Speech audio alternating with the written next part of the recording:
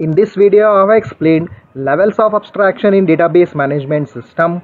It is also called as an 3-schema architecture. Like the video, subscribe to the channel, share this video with your friends, gain the knowledge and rule the world.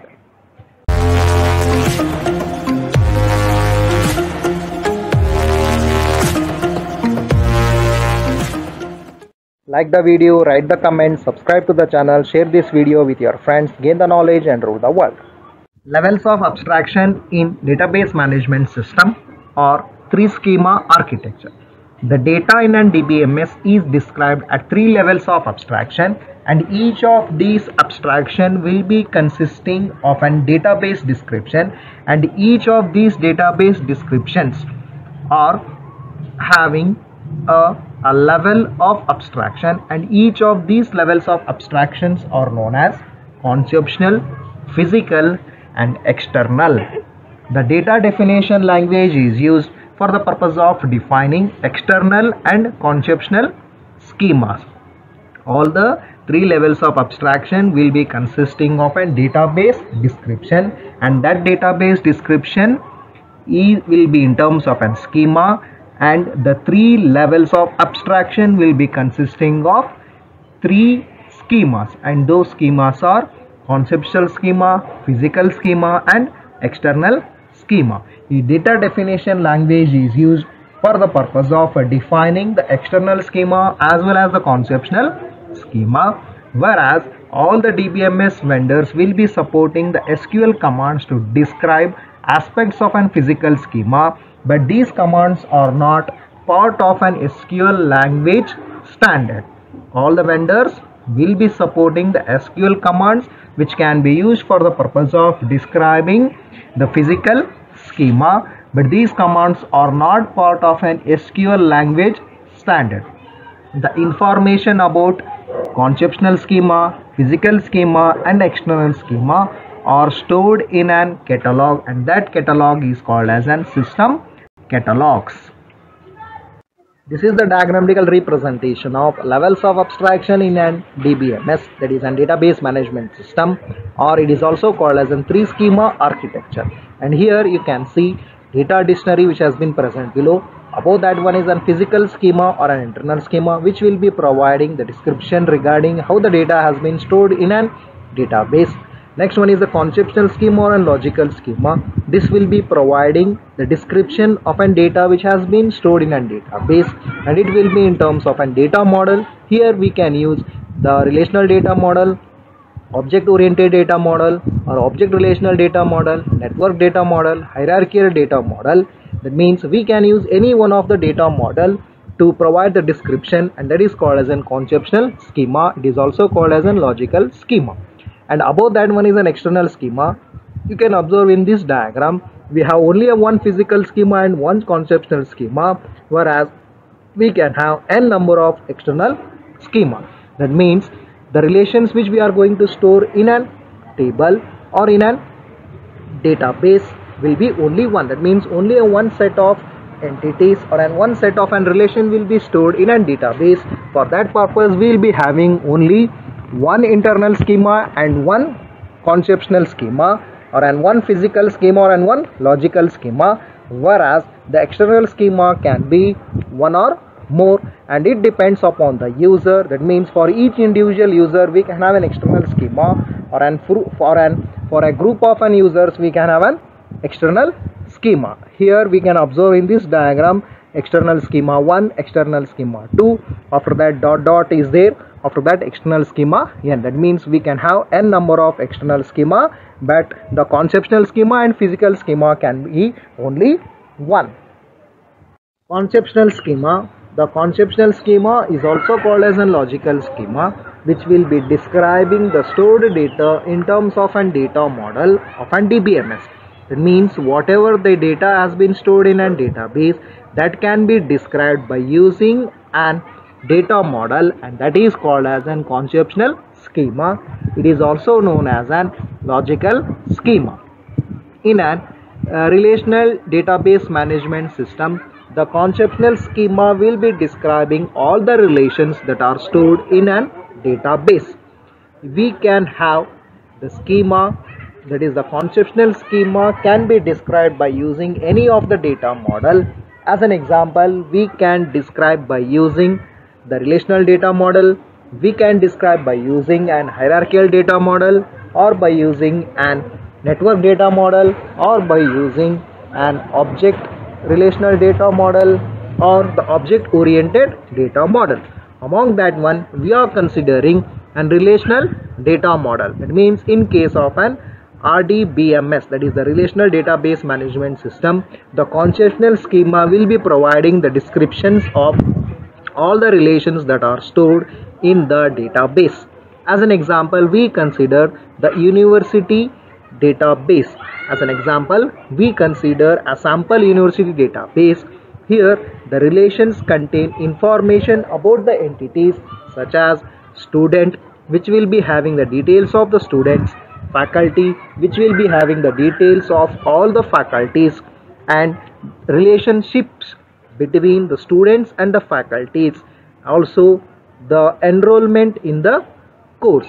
So all these relations we are going to store in the database, and those descriptions will be provided by using an conceptual schema, and that conceptual schema is also called as a logical schema. All student entities can be described using records in a student's relation. In fact, each collection of entity and each collection of relationship can be described as a relation, leading to the following conceptual schema. Each of the collection of entities and each of the collection of relationships which we can obtain in a sample university database can be described as a relation, and each of those relations can be described by using the following conceptual schemas. Let us see each of them. Example: students, SID, name, login, age, GPA. Here SID is an one attribute and it is a string, that is an student ID number. Name is another one attribute, it is a string, that means the name of a student. Login is the login name which has to be provided by a student. At the time of login, it is considered as a string. Age, it is an integer, that means the age of a student. GPA, that is the percentage of a student, and it has been described by using real, that means it will be in terms of an decimal numbers. It can be in terms of an decimal numbers. SID can be in terms of an characters. Name, login, as well as in terms of an characters, it is a group of characters, it is considered as a string. Beside each of the attribute, we have mentioned the data type. For example, SID, in front of that I have written a string, that means SID will be represented, and the values which we can store in an SID should be a string. Similarly, name, a string, login, a string, age as an integer, that means here you can store the integer values for the age attribute of a student. Next, here SID has been underlined, that means it is a primary key. Then faculty, so this will be providing the details regarding the faculties who will be teaching in an university. So here it is consisting of FID, FName, SAL, that is an salary. FID is an faculty ID. This we have considered the data type as a string, and it has been underlined, that means it is an primary key. FName, it is the name of the faculty, and it has been considered as a string. SAL, that is an salary information, and it has been considered as an real. It means it can be in terms of an decimal values. Courses, rooms, enrolled, teachers, meets in, these are all the other kinds of relations which we have stored in our sample university database. So these are all the examples of an conceptual schema. That means whatever we are going to store in a data, those can be described by using an schema, and that schema is called as an conceptual schema. It is also called as an logical schema. The choice of relations and choice of fields for each of the relations are not always obvious, and the process of arriving at a good conceptual schema is called as an conceptual database design. And remember one thing, while you are creating an relations or you are creating an relation or you are building an relation, remember that it will be consisting of an various fields, that is an attributes, and remember that each of the attributes whatever you are going to consider, that should have the relation with the other attributes which you are going to use for an entity or a relation. For example, student, in that one we can have student name, student ID, then the age, like that. Means all the attributes which you are going to consider, that should be related with the student itself. Physical schema, it is also called as an internal schema. This physical schema will be specifying the additional storage details of an data which has been stored in a database.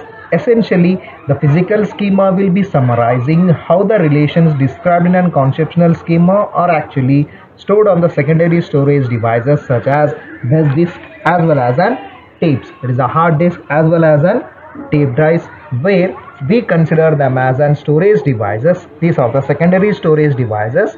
How the relations which have been described in a conceptual schema, how these relations will be actually stored, that description will be present in an schema, and that schema is called as a physical schema. It will be specifying the additional storage details. It will be specifying or summarizing how the relations which have been described in the conceptual schema are actually stored on the secondary storage devices. It is also called as an internal schema.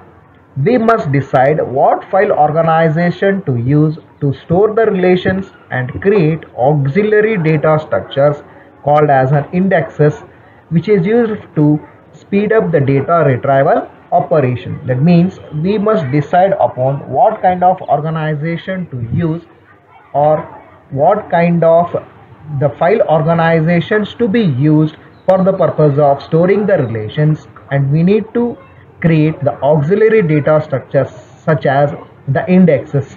While we create an indexes, it will be very easier for the purpose of retrieving the data, so that it speed up the retrieval operations. These are called as an auxiliary data structures such as indexes, which can be used for the purpose of retrieving the data in a quicker way. A sample physical schema for the university database is as follows. Consider that all the relations whatever we are considering in a conceptual schema, all those relations are stored as an unsorted files of an records. A file in a DBMS is either considered as a collection of records or a collection of pages, rather than as a string of characters as in case of an operating system. In case of an operating system, it will be considered as a string of characters, whereas in case of an DBMS, it is considered as a collection of records or a collection of an pages. It means all the relations will be stored in the unsorted orders, and that will be an unsorted files of records. Now we need to create an indexes on the first column of each of the relations. That is, create indexes on the first column of student, faculty, course relations, the salary column of an faculty, and the capacity column of the rooms. Means we need to create the indexes in each of the relations which we have described in a conceptual schema, so that it will be very easier for the purpose of performing the retrieval operation. Create indexes on the first column of all the relations. Decision about the physical schema are based on understanding how the data is typically accessed. Decision about the physical schema are based on understanding of how the data is typically accessed. The process of arriving at a good physical schema is called as an physical database design. That means how much you understand regarding how the database can be accessed. Based upon that, the physical schema can be described. The process of arriving a good physical schema is called as a physical database design. External schema. This will also be in terms of a data model of an DBMS and allows the data access to be customized or authorized at each level of individual users or the group of users. The schema at an external will be in terms of a data model which has been used for the purpose of describing a database, and this will be allowing the access to be customized, and at the same time it will be an authorized access, and the customized access will be provided at each level of individual users or even for a group of users, and all these access will be an authorized one. Any given database will be having only a one conceptual schema and one physical schema, whereas it may have a number of external schema. This you might have observed in the structure of an tree schema architecture or a levels of abstraction diagram or an figure. There I have represented only one physical schema and one conceptual schema, where I have represented two external schema with a dot and the last one as an external schema. That means external schema can be many, whereas the physical as well as an conceptual schema will be exactly one. For any given database, you will be having exactly one conceptual and one physical schema, because it has just one set of stored relations. Since it will be having only one set of an stored relation, for that purpose we will be having only physical and conceptual only one kind of an schema. The conceptual schema will also be one, as well as the physical schema will also be a one, because only a one kind of an stored relation, that is a one set of an stored relation will be there. For each of the relation there will be exactly one conceptual and one physical schema, but it may have a several external schemas, because each of them will be tailored to a group of users or to a group of individual users or to an individual users. For that purpose, for each of the users it will be having a separate schema.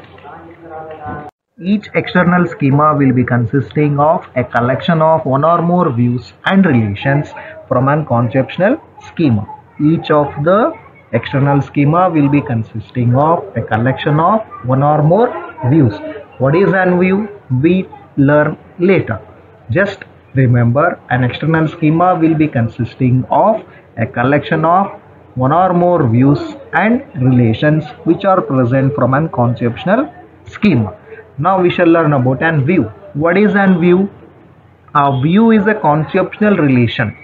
It is not a physical relation. That means the records in an views are not stored in the DBMS.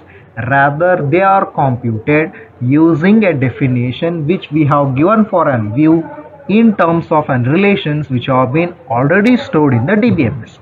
A view is a conceptually a relation. It is a conceptually a relation, but it is not stored in a DBMS, but it is a calculated based upon the definition which you have given for an views, and that view which we have given at the time of a definition will be consisting of one or more view, or it might be just a relation or a combination of view and relation which have been stored in a DBMS. From that one it will be computed and it will give the result of that one as a result of a view. View is conceptually a relation which is not stored physically in a DBMS, that is database management system. It is calculated at the time of execution. It is calculated at the time of execution or an computation. The external schema design is guided by the end user requirement. That means it depends upon the end user in the way how they want the information. Based upon that it will be designed. As an example, consider we want to allow the students to find the name of the faculty members who will be taking the course for which they have been enrolled, as well as knowing the course enrollments. So this can be done by using the following definition, and this definition is a view definition, and that one is course info, open the bracket, CID, then colon, string. That means a CID is an attribute which is in terms of an string, that is a data type of an CID is an string. fname string, then enrollment string. So these are the informations which we want to be present in our view course info. Here CID is nothing but the course ID, fname is nothing but the faculty name, and enrollment is regarding the students who have been enrolled. That means this information we get with the help of the course relation as well as the help of an faculty relation and the enrollment. That means this will be computed. So user can treat a view just like an relation and ask questions about the records in the view.